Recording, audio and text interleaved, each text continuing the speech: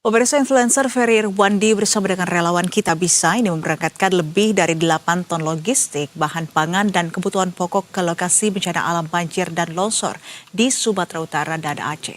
Bantuan yang diberikan merupakan hasil penggalangan dana selama 24 jam dengan nilai 10,3 miliar rupiah. Belum sempurna, mungkin belum cukup. Tapi kita coba ya Bapak Ibu ya. Semoga cukup ya. Tangis Ferry Irwandi pecah saat melihat langsung kondisi di Aceh Tamiang yang terisolasi dan belum banyak menerima bantuan. Ia meminta kepada korban bencana tersebut untuk bersabar. Sesuai janjinya, 1 miliar rupiah pertama langsung disalurkan ke wilayah Aceh Tamiang yang disebut sebagai salah satu daerah paling terdampak dan masih terisolasi. Logistik bantuan yang diberikan terdiri dari bahan pangan cepat saji, susu, pakaian, air mineral, dan bahan pokok lainnya. Jenis bantuan ditentukan berdasarkan rekomendasi dari masyarakat dan para pendonasi. Logistik bantuan dikirim dari Bandara Pondok Cabe Tangerang Selatan menggunakan pesawat milik Polairut dan landing di Bandara Internasional Kuala Namu Deli Serdang. Sesampainya di Bandara Internasional Kuala Namu Deli Serdang, logistik bantuan kemudian dimasukkan ke dalam truk dan berangkat menggunakan jalur darat. Pihaknya juga telah bekerja sama dengan pihak penyalur air bersih di daerah lokasi bencana. Pasalnya, informasi yang mereka dapatkan, bantuan yang paling dibutuhkan adalah air bersih. Ya, kemarin kita udah mendistribusikan lebih dari 8 ton di seluruh Pulau Sumatera ya. 5,2 ton kita bawa dari Jakarta. Sisanya kita beli di sini di Subang, Sumut sama Aceh. Kemarin kita juga udah masuk ke daerah Tamiang, masuk ke daerah terpencilnya. Terus kita lanjutin ke Langsa. Hari ini kita udah berada di Medan, di Lanut. Dan sekarang kita dibantu sama teman-teman dari TNI, khususnya TNI Angkatan Udara untuk memberangkatkan bantuan-bantuan masyarakat Indonesia ke daerah-daerah yang bisa kita bilang masih sulit dijamah, yaitu Takengon sama Gayo.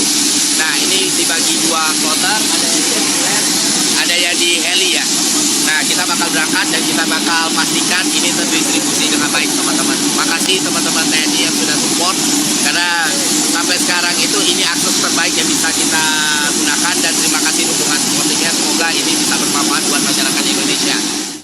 Sebelumnya, founder Malaka Project sekaligus YouTuber Ferry Irwandi menjadi salah satu penggalang dana yang menarik perhatian publik.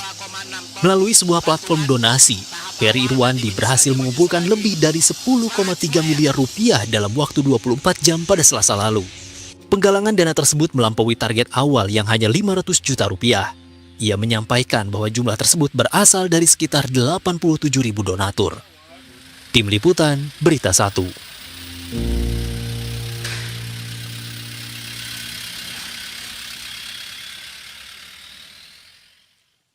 Dan pemirsa, kita sudah terhubung dengan perwakilan tim Kita Bisa di lapangan, ada Ahmad Mujahid melalui sambungan virtual. Selamat sore Mas Aid.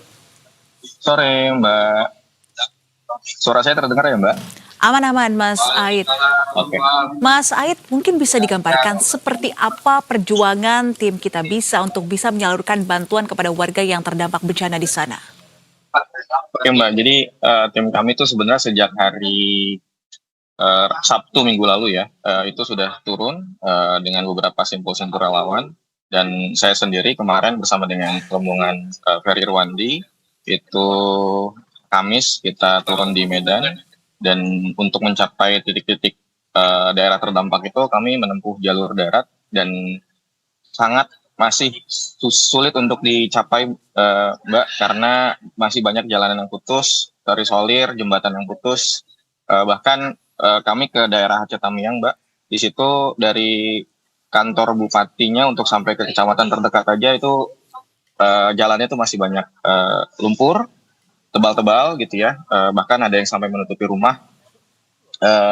Jadi salah satu cara yang kita lakukan ya tadi menggunakan beberapa mobil double cabin gitu ya. Dan bahkan beberapa relawan kami bahkan sampai menaiki sampan gitu ya. Untuk mencapai daerah-daerah terpencil yang mungkin sampai dengan hari ini tidak bisa tersentuh oleh bantuan. Luar biasa sekali Baik. perjuangan para relawan Ya. ini ya, Iqbal ya. Perjuangan yang juga tentu sejauh ini bantuan sudah tersalurkan ke wilayah mana saja Mas Aid dan apa saja kendala yang dialami dalam pendistribusiannya? Tadi Anda menyebutkan ada yang naik sampan dengan tentu medan yang tidak mudah begitu. Ya, bantuan hari ini kita sejak tadi ya hari Sabtu, Jumat, minggu lalu itu kita udah dorong ke daerah Sibolga, Sumbar sudah pasti gitu ya. Kemudian kalau di daerah Sumatera Utara Sibolga, Langkat, kemudian di daerah Aceh, Aceh Tamiang, Langsa, eh, Biren dan hari ini tadi pagi kita dapat informasi dan support dari TNI Polri. Kita memberangkatkan bantuan dari Landasan Udara Suwondo itu untuk ke daerah-daerah seperti Bener Meriah, Takengon, Gayo di Aceh yang sampai dengan kemarin kami dapat kabar itu lumayan daerah yang sangat-sangat terisolir yang bahkan hanya bisa menggunakan akses udara untuk bisa menyalurkan bantuan ke sana, Mbak. Hmm. Apakah ini yang dimaksud Aceh Tamiang ya Mas Aid? Jadi sejauh ini Iya, memang betul. masih terisolir informasinya. Eh, sejak 2 hari ya kemarin itu udah bisa mulai diakses Mbak lewat jalur Oke. darat. Cuma memang untuk ke dalam-dalam lebih masuk lagi ke perkampungan dusun-dusun di dalamnya itu masih sangat luar biasa challenging. Oke. Jadi kondisi para pengungsi seperti apa dari pantauan tim Kita Bisa serta juga bantuan sejauh ini yang disalurkan selain juga logistik?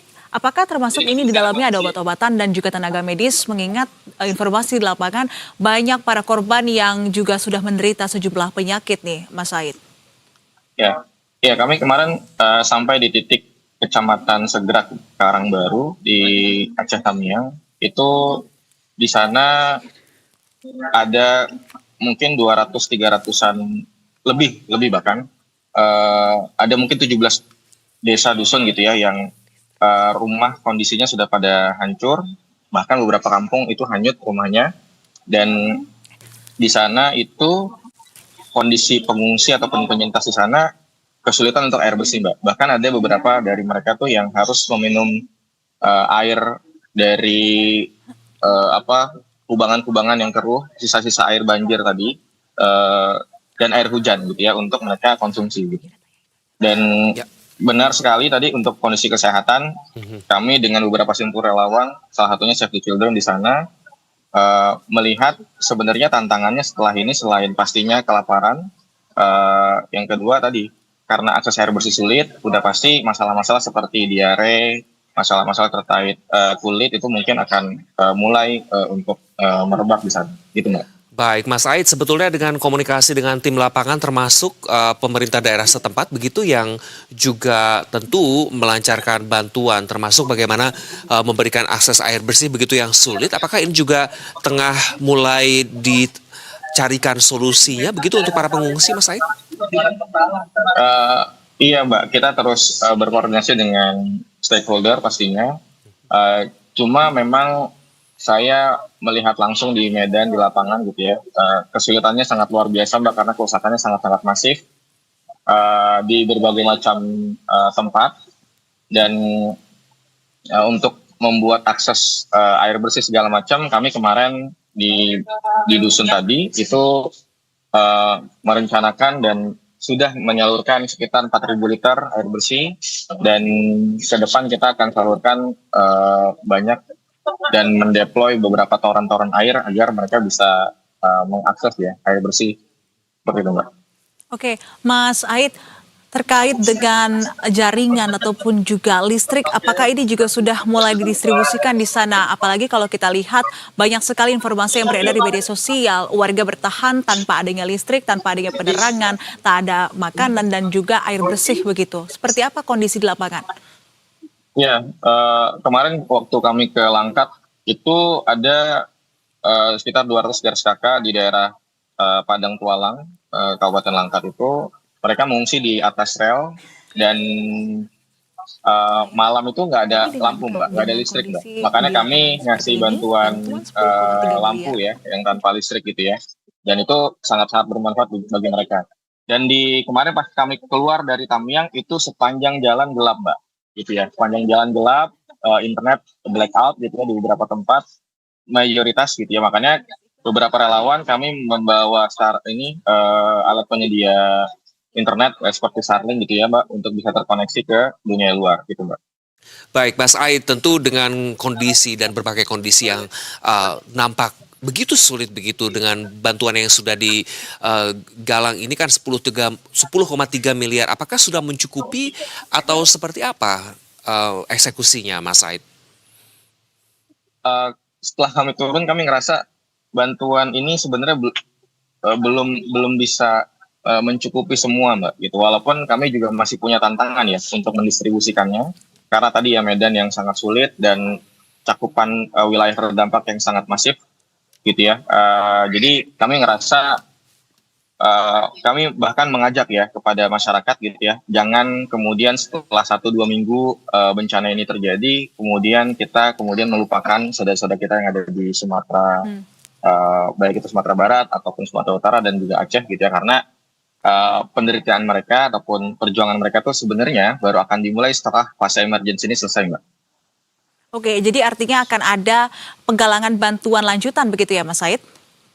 Betul Mbak, karena tadi fase emergency pasti kita sangat fokus kepada bagaimana mereka bisa makan, bisa minum gitu ya, bisa mengakses fasilitas-fasilitas dasar gitu ya.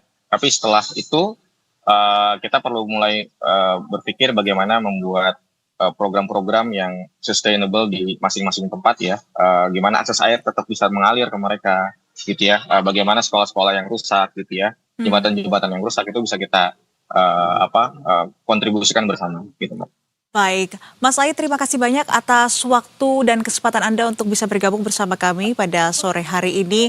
Kami harapkan evakuasi korban di sana bisa berjalan lancar, penyaluran bantuan yang Anda lakukan dan juga tim relawan lainnya ini bisa berjalan juga dengan baik. Dan kami harapkan Anda bersama dengan tim lainnya ini tetap dalam keadaan sehat dan juga aman selama berada di sana. Kami sangat mengapresiasi ya Iqbal dengan segala usaha bantuan yang teman-teman relawan lakukan. Terima kasih Mas Said, jaga kesehatan dan keselamatan. Selamat kembali beraktivitas. Terima kasih Mbak Nisrina, Mas Iqbal. Sampai jumpa.